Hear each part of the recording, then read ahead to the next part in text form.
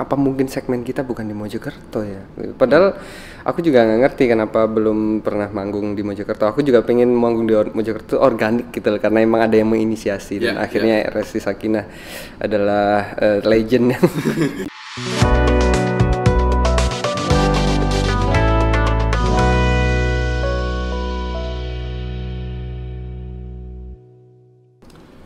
Assalamualaikum warahmatullahi wabarakatuh. Sahabat Sakinah, bertemu lagi dengan saya Syafiq Manaf di channel Sakinah Menyapa. Nah, hari ini ada yang tidak biasa.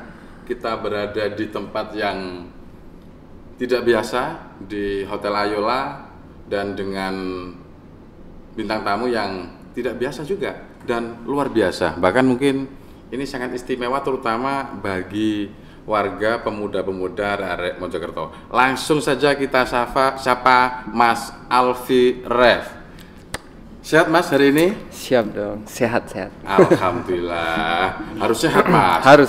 Nanti biar fit. Harus. Nah, Udah cukup tidurnya. udah cukup tidurnya, alhamdulillah. Mas ini kan bener ya, ini konser pertama, konser tunggal Alfi Ref di Mojokerto, kota kelahiran Mas Alfi. Ya, Gimana ini- Mas persiapan dan perasaan Mas Alfi ini? Oke, ya ini emang pertama kalinya saya akhirnya bisa on stage di Mojokerto. Sebuah waktu yang cukup lama, tapi justru yang perlu saya apresiasi setinggi-tingginya adalah pihak dari RSI Sakinah yang telah berinisiasi untuk mengkonserkan Alfi Ref di sini kan, karena ini acaranya mereka.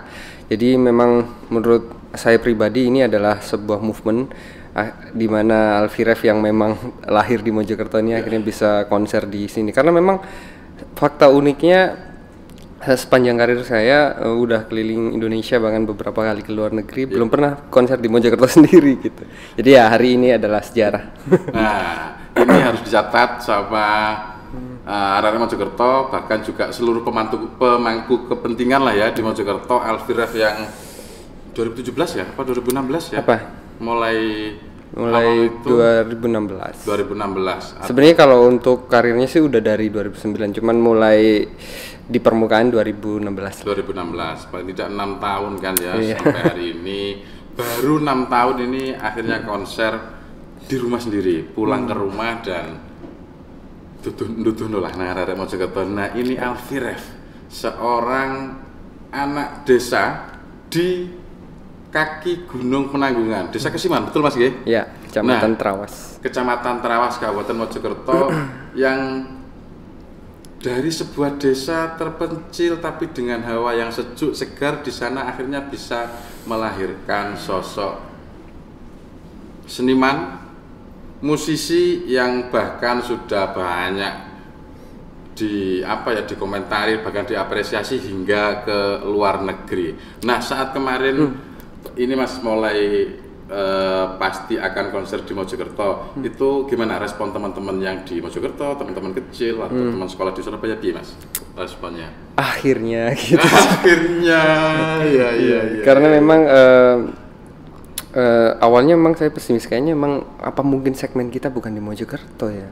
Padahal aku juga nggak ngerti kenapa belum pernah manggung di Mojokerto. Aku juga pengen manggung di Mojokerto organik gitu loh, karena emang ada yang menginisiasi dan akhirnya Resti Sakinah adalah legend yang bisa merubah sedikit sejarah gitu. Nah, yang pasti teman-teman saya sih ya itu tadi akhirnya gitu. Lebih bukan gimana tapi kayak memang seharusnya gitu Alfi Ref yang lahir di Mojokerto itu harusnya pernah konser di Mojokerto gitu, dan mungkin hari ini akan menjadi sebuah pertunjukan yang ya fenomenal lah. Amin. Semoga apa yang diinisiasi Resti Sakinah, Mas Alfi sendiri ini bisa memberikan manfaat, terutama bagi pemuda-pemuda di Mojokerto. Nah, Mas, kalau cerita Mas ini sudah banyak yang tahu lah, bahwa dulu itu berawal dari anak desa di kaki gunung yang sepi di sana, dari hiruk pikuk. Nah, kemudian juga dari madrasah, MI, NTS, yang sempat juara adzan sekecamatan Pak. Enggak sekolah sih itu. Oh, sekolah ya, seprigen berarti? Iya, prigen. Jadi juara adzan di sekolah di MTS Prigen itu. Nah, kemudian akhirnya hari ini itu menemukan jati diri seorang Alfie Rev hari ini yang bahasa saya sebagai musisi dakwah Nusantara. Nah, ini kan kayaknya dari cerita Mas Alfie kan sesuai dengan pesan almarhum Bapak dulu. Silakan bermusik tapi koyok Rhoma Irama. Nah, gimana Mas proses? Coba sedikit. Iya, karena mungkin itu perjalanan panjang ya, kayak menurut saya musik itu urusan kecil, tapi menyampaikan pesan lewat musik kan urusan besar gitu. Jadi memang perjalanan karir saya ketika saya hanya ngurusin musik ya itu urusan kecil gitu. Tapi ketika udah mikirin menyampaikan apa nih lewat musik, musiknya seberpengaruh apa, itu kan urusan besar. Dan perjalanan panjang itu terus saya lewati sambil mencari.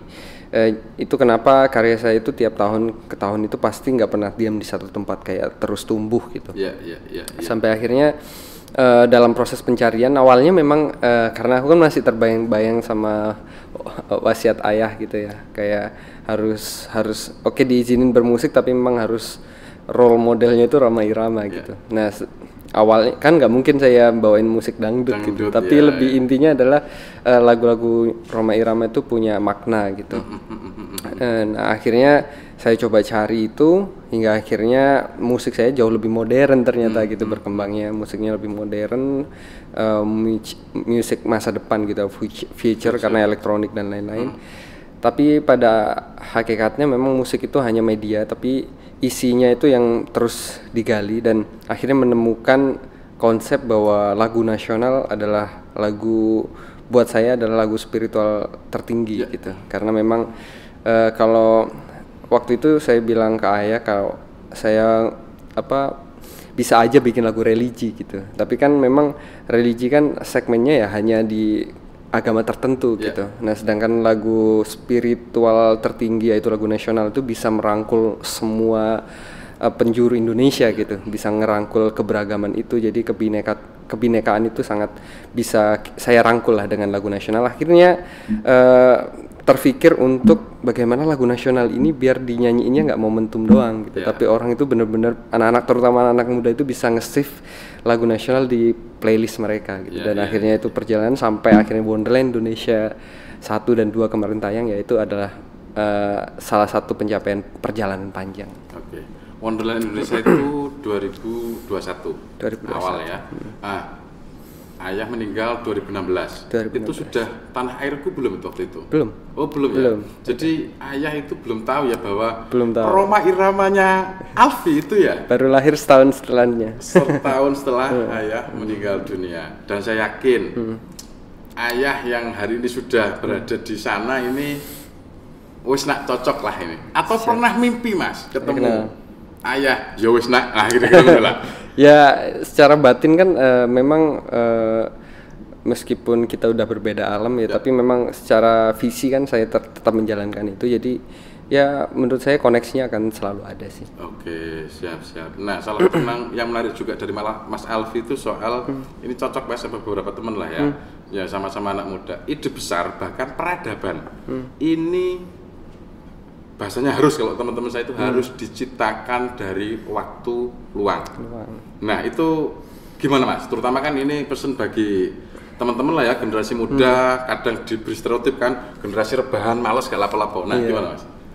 Iya, justru memang menurut saya waktu yang sangat emas itu ketika waktu luang gitu. Nah awalnya memang saya tuh kok nggak asik ya sama tongkrongan gitu, kayak aku tuh nggak ada sedikit pun waktu untuk aku main game gitu karena emang aku bukan gamers ya, tapi memang kayak waktu-waktu luang itu selalu aku pakai untuk mikir gitu. Aku selalu pakai untuk mikir, untuk introspeksi kira-kira apa nih yang harus aku perbaiki, apa yang harus aku kejar, kayak jati diri itu kan selalu membayangiku. Jadi kayak menurutku proses-proses waktu luang di mana kita ngelamun gitu kan, biasanya kalau orang ngelamun kan aduh gabut nih ngapain gitu kan. Justru ketika gabut itu waktu emas buat kita sebenarnya untuk melihat diri kita lebih dalam, mengomentari diri kita ini udah sejauh apa gitu. Jadi justru ketika waktu luang aku bisa menemukan banyak hal-hal ajaib gitu. Jadi memang hal kecil waktu luang itu kalau kita bisa memaksimalkannya itu bisa jadi gerbang imajinasi yang tidak biasa sih. Oke, nah rungokno rek. gunakan, manfaatkan waktu luang, jangan hanya ngegame tok, ngechip tok. Hari ini kan ngechip lumayan Apa itu ramai ngechip kalau ngechip itu salah satu game lah ya. Oh gitu. Mas kamera langsung ketawa kan ya, itu di waktu luangnya pasti ngechip di sela-sela ngoperasi Mas, itu perawat itu Mas. Oh, Nah gitu. itu ngechip. Mas ojo ngechip maneh, juga sahabat-sahabat Sakinah. Ayo merenung ya. Nek sing Islam bahasane tafakur ya, tafakur. Aku iki sapa? Sudah saya mana gitu Mas Alfi. Iya, betul. Nah, lebih bermanfaat. Mas, soal apa namanya mencari jati diri ini apakah memang dilatih sejak kecil yang kebetulan di suasana di Kesiman, Gunung Penanggung itu kan memang asik digawe, semedi gawe. Merendam itu. Iya tapi gampang ngantuk jadi. Gampang ngantuk, iya. Agak bahaya itu. Iya. Ya mungkin karena saya terlahir di sebuah desa yang sangat jauh lah dari pusat ibu kota gitu ya. Jadi memang saya untuk mencapai sesuatu tuh harus berjuang lebih keras gitu. Untuk bisa bersaing dengan dunia yang sangat kompetitif di Jakarta. Terus saya terlahir di Trawas Mojokerto gitu yang apa ya, dari exposing media kan sangat jauh gitu. Jadi untuk membuktikan ke level sana kan kita harus kerja keras, nggak bisa santai dong gitu. Makanya saya memang akhirnya harus lebih ekstra untuk belajar lebih giat gitu, sampai mengikuti semua kompetisi, banyak lah ajang-ajang pencarian bakat tuh saya ikuti untuk mencari sekuat apa mentalnya Alfie ini gitu dalam menjalankan tugasnya sebagai pemuda Indonesia gitu. Karena memang menurut saya itu selalu yakin bahwa proses yang hebat itu akan selalu selaras dengan hasil yang hebat. Jadi kalau saya itu selalu persetan dengan hasil akhir. Kalau misalkan prosesnya nggak keren, berarti ya hasilnya nggak keren gitu.